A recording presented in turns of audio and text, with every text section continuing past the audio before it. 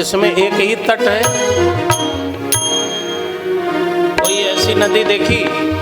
अरे बोलो ना, अरे बोल दीजिए। कोई ऐसी नदी देखी है जिसमें एक ही तट हो? एक तट की नदी नहीं होती है, दो तट की नदी होती है। और तट को संस्कृत में कूल कहते हैं।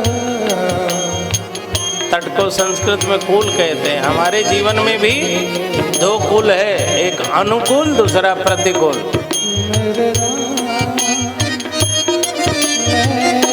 अनुकूल और प्रतिकूल।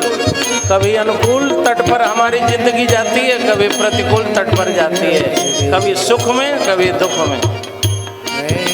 भगवान कृष्ण का जीवन देख लीजिए।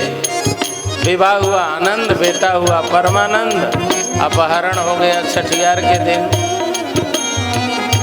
भाग्य और नियत ने जो लिख दिया है, मनुष्य उसके अधीन है। भगवान रो रहे हैं पुत्र विरह में। भगवान है लेकिन कुछ नहीं कर पाए हैं, पुत्र विरह में रो रहे हैं। जान रहे हैं, समर्थ हैं, लेकिन इस संसार में जो होना है होके ही रहेगा। फिर कुछ दिन के बाद प्रद्युम्न जी ने संबरासुर का वध किया। कामदेव की पत्नी जो रति द्वापर युग में मायावती के रूप में रहती थी, कुछ दिनों के बाद, कुछ वर्षों के बाद अपनी पत्नी के साथ प्रद्युम्न जी लौटे। अब कोई प्रद्युम्न जी को पहचान ही नहीं पा रहा था। छठियार में अपहरण हुआ था, जवान होकर लौटे।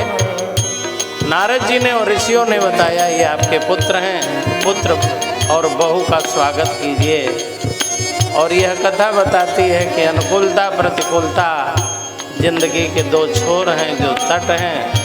इन तटों से होके जो जाने को तैयार है वो कभी दुखी नहीं होगा, और जो तैयार नहीं है वो हमेशा दुखी रहेगा।